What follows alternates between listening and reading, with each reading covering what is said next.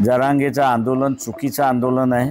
ते रयतेतल्या मराठ्यांवरती फक्त लोकसंख्येवरती चालतं, पण त्याचा असणारा सगळा निधी जो आहे हा निजामी मराठा पुरवत असल्यामुळे जरांगे पाटील सुद्धा ज्याला आपल्याला म्हणता येईल की रयतेतल्या मराठ्यांचा प्रतिनिधी नाही, तो या निजामी मराठ्यांचा प्रतिनिधी आहे। ते आम्ही उद्याचा ओबीसीचा मोर्चा जो आहे तो ओबीसी आणि भटक्या विमुक्त महासंघाने काढलेला मोर्चा आहे। त्या मोर्चाचे असणारे जे प्रमुख आहेत किसन चव्हाण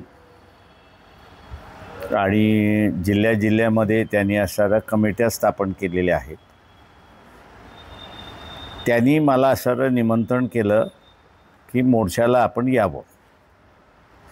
माझा आज परभणीचा दौरा होता, त्याला जोडूनच नांदेडचा उद्या ओबीसीचा मोर्चा आहे, म्हणून मी त्यांना म्हटलं की मी असणारा त्या मोर्चामध्ये सहभागी होतोय, किंवा माझा असणारा त्या मोर्चामधला उद्याचा सहभाग आहे। या ओबीसी महासंघ आणि भटक्या विमुक्त ओबीसी आणि भटक्या विमुक्त महासंघ जे आहे त्यांची जी मागणी आहे की 2 ऑक्टोबरचा असणारा जो GR आहे की ज्यामध्ये कुणबी मराठा कुणबी यांना कुणबी म्हणून ग्राह्य धरण्यात यावं, हा जो GR काढलेला आहे त्या GRच्या विरोधामध्ये हा मोर्चा आहे आणि मागणी ही करते की तो GR रद्द केला पाहिजे। वंचित बहुजन आघाडीची सुद्धा अगोदरपासून ओबीसी आणि मराठा यांच्यामध्ये जो तणाव चाललेला आहे त्याच्यावरती घेतलेल्या भूमिकेशी सुसंवाद आहे की मराठा समाजाला ओबीसीमध्ये अंतर्भूत करता येत नाही आणि करण्याचा प्रयत्न केला तर सुप्रीम कोर्ट ते मान्य करणार नाही। 2 वेळा सुप्रीम कोर्टाने मराठा समाजाला ओबीसीमध्ये अंतर्भूत करण्याच्या दृष्टीने महाराष्ट्र शासनाने केलेले प्रयत्न हे मान्य केलेले नाहीत आणि विरोधी निर्णय दिलेला आहे। मराठा समाजामधला एक वर्ग आहे की जे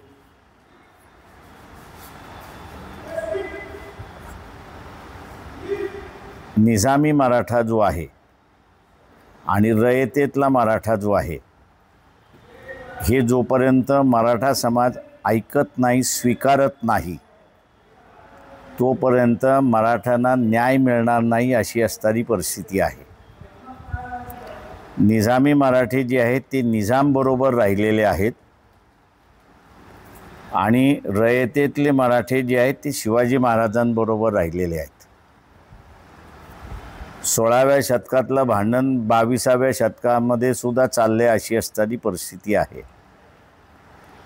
सत्तेमध्ये बसलेला पूर्णपणे हा निजामी मराठा आहे आणि निजामी मराठा हा काही रयतेतल्या मराठ्याला आरक्षण देण्याच्या मनस्थितीत नाही।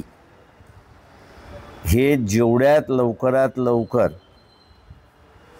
इथे रयतेतल्या मराठ्याच्या डोक्यामध्ये शिरेल आणि लग्नाच्या भाषेमध्ये म्हणायचं झालं तर निजामी मराठ्याकडून जोपर्यंत तो फारकत घेत नाही तोपर्यंत रयतेतल्या मराठ्यांना आरक्षण मिळणार नाही आणि न्यायही मिळणार नाही। 2 गोष्टीने आहे, एक तर आरक्षणही नाही आणि दुसऱ्या बाजूला हा जो रयतेतला मराठा जो आहे तो 2, 3, 4, 5 एकरवाला आहे। रयतेतल्या मराठ्यांमध्ये असणारा श्रीमंत मराठा नाही आणि म्हणून आपण बघत असाल की देशभरामध्ये सपोर्ट प्राईस जो आहे, मिनिमम सपोर्ट प्राईस शेतीला जाहीर केला जातो, त्याच्या संदर्भातला कायदा करावा,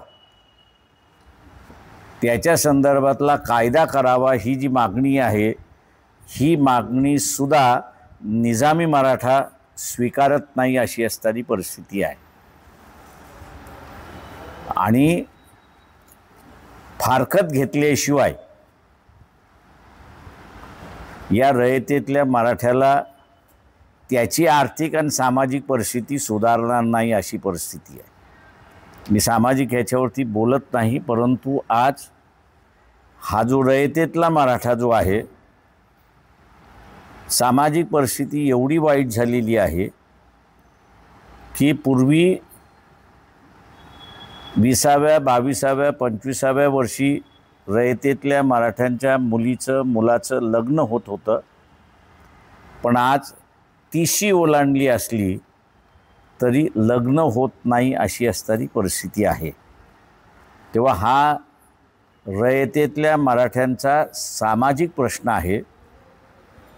तो सामाजिक प्रश्न निजामी मराठा हा काय मान्य करायला तयार नाही आहे. कारण निजामी मराठ्याला माहीत आहे की ज्या दिवशी आपण यांचे प्रश्न सुटवले तर आपल्या हातातली सत्ता गेली आणि रयतेतल्या मराठ्याच्या हातामध्ये सत्ता जाईल. या भीतीपोटी रयतेतला मराठा हा दरवर्षी लंगडत, रडत, झुरळत आयुष्य जगेल हेच या ठिकाणी पाहायला जाते. तेव्हा आता असणारा रयतेतल्या मराठ्याने ठरवायचं आहे की त्यांना बदल पाहिजे आहे की नको आहे. ओबीसीच्या लढ्यामध्ये आम्ही ओबीसींबरोबर आहोत, वंचित बहुजन आघाडी, तर का आम्हाला ओबीसीलाही न्याय द्यायचा आहे आणि रयतेतल्या मराठ्यालाही न्याय द्यायचा आहे. फसवाफसवीचा खेळ आम्हाला काही करायचा नाही आहे. सर, एककडे आपण हा मोर्चा काढतो, मात्र जरांगे पाटलांनी पुन्हा रस्त्यावर उतरण्याची भाषा केली. ते असं म्हणतात की शिंदे समिती कुणबी नोंदी शोधत नाही. असं आहे, त्याच्यामध्ये जरांगेचं आंदोलन चुकीचं आंदोलन आहे. ते रयतेतल्या मराठ्यांवरती फक्त लोकसंख्येवरती चालतं, पण त्याचा असणारा सगळा निधी जो आहे हा निजामी मराठा पुरवत असल्यामुळे जरांगे पाटील सुद्धा,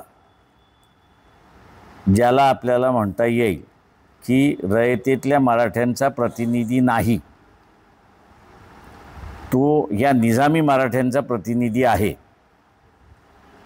त्याच्यामुळे ज्या तऱ्हेनं ओबीसीची अवस्था झालेली आहे की त्यांच्याकडे एकही नेता असा नाही की जो ओबीसीसाठी लढू शकतो,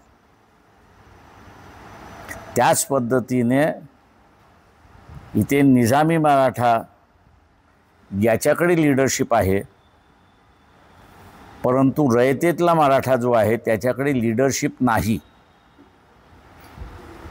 आणि म्हणून दोघंही गोटांगळ्या खात आहेत अशी परिस्थिती आहे. छातीवर गोळ्या घालायला तयार आहे, मात्र कर्जमाफी घेतल्याशिवाय हटणार नाही असं बच्चू कडू आहेत वरच्या विदर्भात. लय वल्गना बघितलेली आहेत मी. त्याच्यामुळे लोकांनी असं फसू नये. मंत्रिपद असताना काय झक मारत होता का?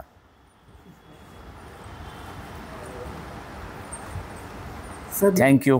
चला. काल नांदेडमध्ये एका शेतकऱ्यानं मुदखेडमध्ये तहसीलदाराची गाडी फोडली. जय जवान जय किसान असं घोषणाबाजी केली. माझं म्हणणं असं आहे की सगळ्या शेतकऱ्यांना माझं असणारं आव्हान आहे, कलेक्टर असेल हा तुम्हाला मदत करू शकतो का? तर माझं म्हणणं नाही. त्याला आदेश झाल्याशिवाय, पैसे रिलीज झाल्याशिवाय तो मदत करू शकत नाही. लोकांचं अनैसर्गिक जे जीवन आहे हे पहिल्यांदा त्यांनी सोडलं पाहिजे. दुखणं कुठं आणि औषध तिसरीकडे. ते दुखणं कसं बरं होईल? इथे दुखणं आहे की ज्याला तुम्ही सत्तेवरती बसवलंय, तुम्हाला मदत द्यायची की न द्यायची तो सत्तेवरती बसलेल्याने निर्णय घेतल्याशिवाय अधिकारी कुठून मदत करणार? आणि म्हणून या सगळ्या शेतकऱ्यांना माझं आव्हान आहे, गाड्या फोडायच्या आहेत ना, त्या सगळ्या आमदार खासदार भारतीय सत्ताधारी पक्ष कोण कोण आहे? मग इथला शिवसेना एकनाथ शिंदेचा सत्ताधारी आहे, अजित पवारांचा सत्ताधारी आहे, BJP इथला असणारा सत्ताधारी आहे. या पक्षाच्या नेत्यांच्या गाड्या फोडा ना, तुम्हाला न्याय मिळेल. भलतीकडे दुखणं दुसरीकडं, औषध तिसरीकडं, हा कुठला सोल्युशन काढलाय? राज्यात आणि केंद्रामध्ये जर बघितलं, भारतीय जनता पार्टी असेल, राष्ट्रवादी आहे आणि शिवसेना एकत्रित आहेत. मात्र स्थानिक स्वराज्य संस्थांची जेव्हा निवडणूक समोर येते तर आपापसामध्ये आत्ताच वाद करून होतो. तिथे बघून घेतील, मला काय माहीत नाही, का मी काही त्यांच्या आघाडीचा सदस्य नसल्यामुळे मला काही माहिती नाही. थँक्यू सगळेजण.